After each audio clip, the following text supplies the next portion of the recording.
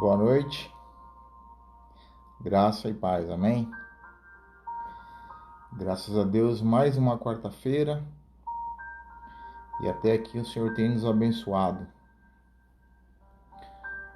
Eu gostaria de ler e você me acompanhasse aí, se possível, as escrituras que se encontram no livro de Lucas. Nós vamos ler Lucas 18, capítulo 18, versículo 18. Lucas, capítulo 18, versículo 18. O jovem rico. Certo homem de posição perguntou-lhe: Bom mestre, que farei para herdar a vida eterna? Respondeu-lhe Jesus: Por que me chamas bom? Ninguém é bom, senão um, que é Deus. Sabe os mandamentos? Não adulterarás, não matarás, não furtarás, não dirás falso testemunho, honra teu pai e a tua mãe. Replicou-lhe ele: Tudo isso tenho observado desde a minha juventude. Ouvindo Jesus, disse-lhe: Uma coisa ainda te falta. Vende tudo que tens, dá aos pobres e terás um tesouro nos céus. Depois vem e segue-me. Mas ouvindo essas palavras, ficou muito triste, porque era riquíssimo. Vamos ter uma palavrinha de oração. Senhor Deus, amado Pai, muito obrigado, Senhor, por mais um dia de vida. Muito obrigado pela sua misericórdia, pelo teu amor e, acima de tudo, por seu Filho Jesus Cristo. Pai, nos conceda neste momento um pouco de entendimento, um pouco de sabedoria, Pai, que vem do Senhor. Nos esvazie, Pai, e faça-nos entender aquilo que o Senhor deseja, para que nossos corações possam ficar somente as palavras que vêm dos céus, Pai. Que toda a nossa amargura, a nossa raiva, a nossa angústia, tudo aquilo que provém do homem, seja esvaziado. E que o Seu Espírito possa nos fortalecer neste momento, Pai, nos ajudando e nos dando sabedoria que provém da Tua palavra. E em nome de Cristo e que ora agradeço. Amém, Senhor Deus.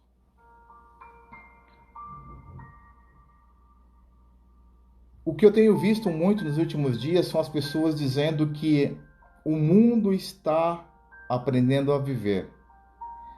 Falam muito sobre um novo recomeço, sobre uma nova forma de viver.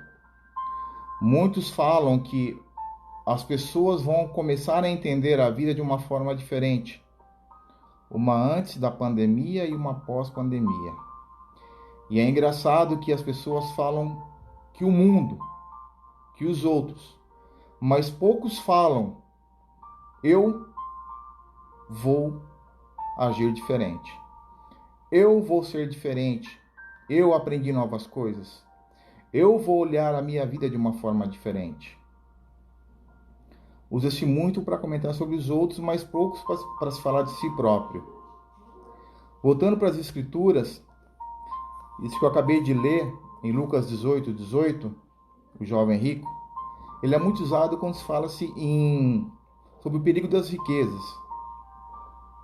Sobre aquele que tem muito, que é muito mais fácil um camelo passar por um buraco na fechadura do que um rico entrar no céu. Bate-se muito nessa questão do dinheiro, da riqueza. Mas essa passagem é muito mais do que isso, porque ela pode se encaixar em qualquer situação da nossa vida. Por quê?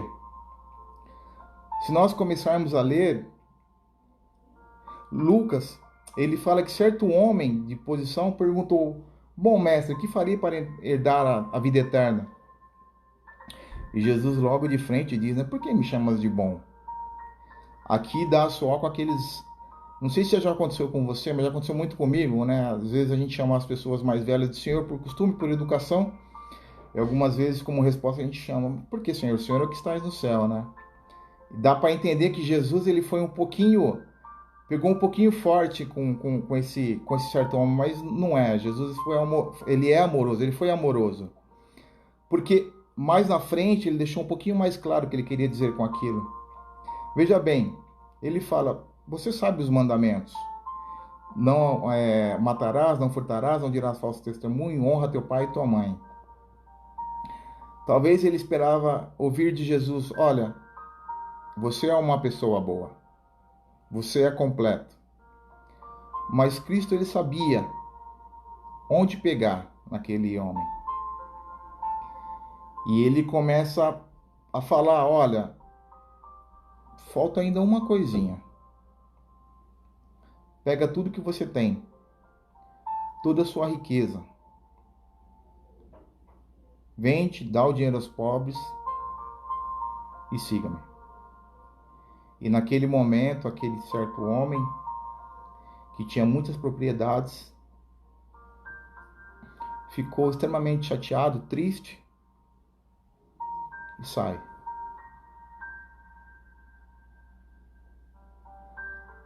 Nesse ponto a gente consegue entender porque Cristo fala que bom somente um. Somente Deus é bom. Sempre vai faltar na nossa vida alguma coisa. Sempre algo vai faltar para que nós não pudéssemos colocar numa situação de uma pessoa totalmente boa, uma pessoa comparável a Deus. Não vou entrar nem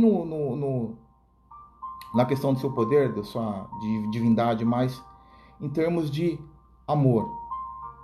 Sempre vai faltar algo. E por isso que Cristo fala, olha, bom somente um. Somente Deus. E eu vou provar por quê. Porque por mais que você fale tudo aquilo que eu estou citando aqui, que é citado no Velho Testamento, ainda te falta algo. Para esse certo homem, foi a questão da riqueza. Mas eu tenho certeza que na minha e na sua vida, faltou algo. E por que eu falei da pandemia? Porque muitos estavam numa situação de segurança, achando que eles eram dono do seu destino, que eles poderiam determinar o seu futuro, seja porque estavam bem financeiramente, com a vida boa, familiares saudáveis, felizes. E eis que vem a pandemia e acontece o desastre. Alguns perderam familiares, outros tiveram prejuízos financeiros, outros ambos. E aí a gente coloca a nossa cabeça no lugar e pensa, nós não somos donos dos nossos destinos. Nós não somos donos do nosso amanhã. Nós não temos o domínio do nosso amanhã.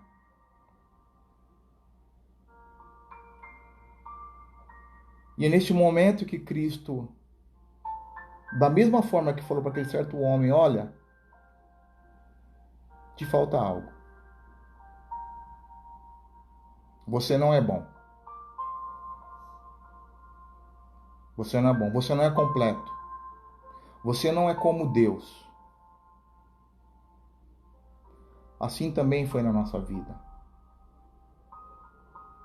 Antes de nós conhecermos Cristo, nós tínhamos uma deficiência. Nós tínhamos um vazio.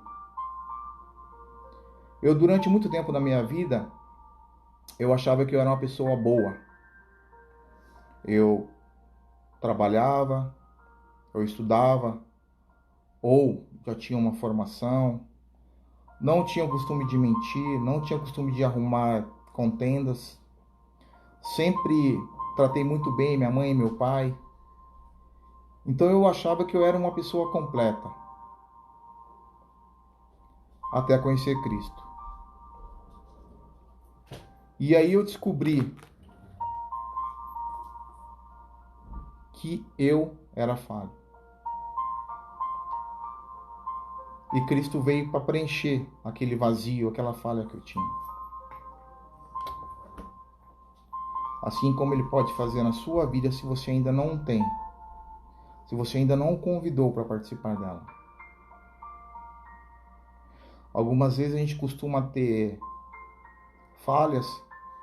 Algumas vezes o nosso ego acaba se elevando. E novamente a gente acha que a gente está numa condição de determinar o nosso futuro, que nós somos donos de si, que nós estamos seguros,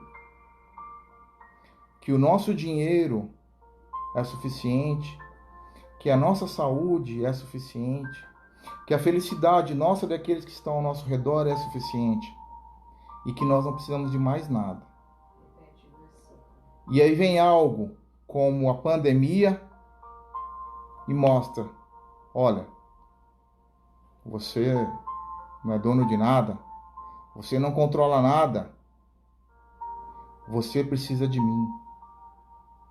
Se coloca no seu lugar e ouça que eu sou Deus. Eu sim determino o seu futuro. Eu sim estou no controle da sua vida. Você não. Você não é capaz. Você é falho. Você precisa de mim. Paulo, quando escreve aos Coríntios, na segunda carta, no capítulo 12, versículo 7, ele fala sobre o espinho na carne. Paulo 12, 7 diz o seguinte: e para que não me ensoberbecesse com grandeza das revelações, foi-me posto um espinho na carne, mensageiro de Satanás, para me bofetear, a fim de que não me exalte.